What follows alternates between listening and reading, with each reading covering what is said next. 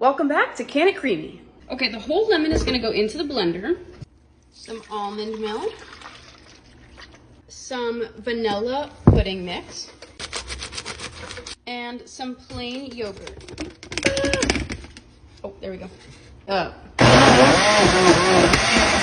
we're gonna use this mesh strainer to strain out all of the lemon pulp.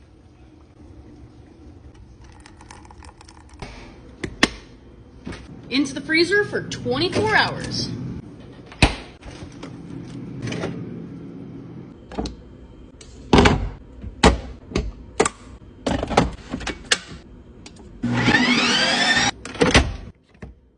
Ooh.